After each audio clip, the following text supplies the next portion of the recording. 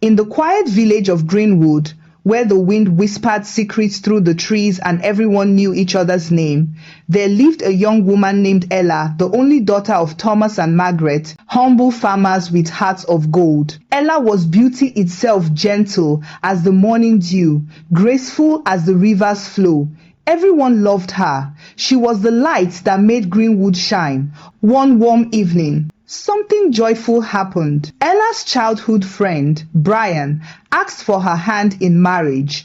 They had grown up together, sharing laughter under the old oak tree, chasing fireflies by moonlight, and promising to never forget each other. Now, that childhood bond had blossomed into love. Thomas, her father, was overjoyed. "My daughter has brought honor to our family," he said, rushing to tell his brothers, George, the eldest, and Andrew, the youngest. George hugged him tightly. "This is wonderful news." But Andrew's smile didn't reach his eyes. "Why so fast, Thomas?" he asked coldly. "Are you hiding something, or is the girl already expecting?" George glared at him. "Mind your tongue, Andrew. Envy doesn't suit you." Thomas ignored their quarrel. His heart was too full of joy to sense the evil that had already taken root nearby. Soon, the village came alive with music, drums, and laughter. Pots of stew simmered, dancers twirled, and Ella, dressed in white, looked like a dream. But in the crowd, Andrew stood still, smiling faintly, a smile that didn't belong at a wedding. That night, after the celebration, Ella followed her new husband home, glowing with happiness. But as midnight approached, the laughter died. Suddenly, Brian gasped for breath, clutching his chest. "Brian, what's wrong?"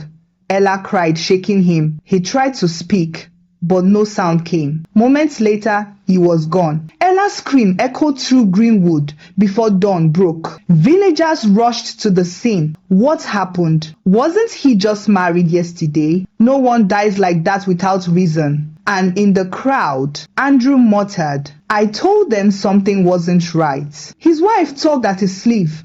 "Be quiet before someone suspects you." But it was too late. Whispers had already begun. By the law of Greenwood, if a husband died before the marriage was consummated, the bride returned home. So Ella did, broken, humiliated, and widowed on her wedding night. Months passed. Slowly, she smiled again. Then came Ethan, a kind young man who said he didn't believe in curses. "Let me be the one to bring back your happiness," he told her. Reluctantly, she agreed. The day of their wedding was smaller, quieter, no drums, no laughter. But in Ella's eyes, there was hope again. That night, tragedy struck a second time. Ethan died, exactly the same way. The news spread like wildfire. Once could be fate, but twice, "She's cursed," the villagers whispered. "Stay away from her. Whoever marries her will die." Overnight, Ella became a ghost in her own home. Children ran when she passed. Women whispered behind their hands.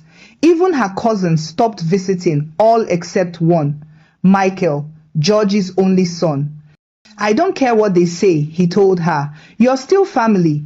But Ella couldn't take the shame. Her parents sent her away to Maple Village, her mother's hometown, hoping distance would heal her wounds.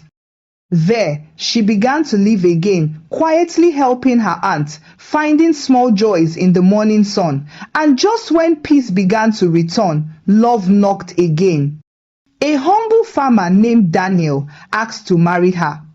Ella refused at first, terrified of what might happen, but her mother begged, "My daughter, love cannot be buried forever." So she agreed. The wedding was beautiful, small, peaceful, hopeful, but that night, it happened again. Daniel never woke up. 3 husbands, 3 deaths, 1 bride.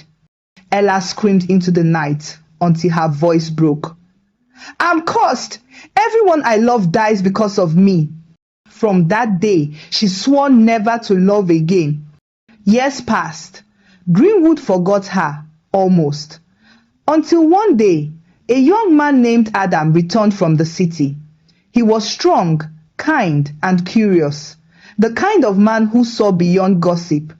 He noticed Ella by the river, her eyes distant, her heart clearly elsewhere. When he asked about her, people warned, "Don't mention that name. She brings death to any man who loves her." But Adam didn't listen. He began to leave fruit at her doorstep, speak kind words, and wait for her by the farm road. "Please," Ella said one morning, trembling, "stay away from me." "I won't," Adam replied softly, "because I don't believe in curses, only in truth." For the first time in years, Ella smiled. But when Adam's mother found out, she was furious. "Have you lost your mind? You want to die too?" Adam refused to listen. Instead, he went to his pastor in the city, who said something dark was indeed following Ella, but it could be broken. The pastor gathered his prayer team and traveled to Greenwood. When the prayers began, the air grew heavy. The lamps flickered. The pastor's voice thundered. "There is a hidden enemy here, a face that smiles by day, but curses by night." Gasps filled the room. He called for Ella's uncles, George and Andrew. As they entered, the pastor's eyes widened. "Yes, one of you has blood on your hands." Suddenly, George began to shake violently. "No, no!" he shouted, falling to his knees. "Speak!" the pastor commanded. Tears streamed down George's face as he confessed, "I cursed her. I cursed Ella so no man would live to love her. I was jealous. My brothers had daughters, and I had none. I wanted their happiness to turn to sorrow." The crowd gasped. Even Andrew stood frozen in disbelief. George cried harder. "I cursed Andrew's daughters too, so they would never marry. I destroyed my own family because of envy." The pastor and prayer warriors prayed louder, breaking every chain, every curse, every hidden evil. When it was over, George collapsed, trembling and begging for forgiveness. Thomas wept, torn between anger and sorrow, but he forgave his brother, and with that act of mercy, the curse finally lifted.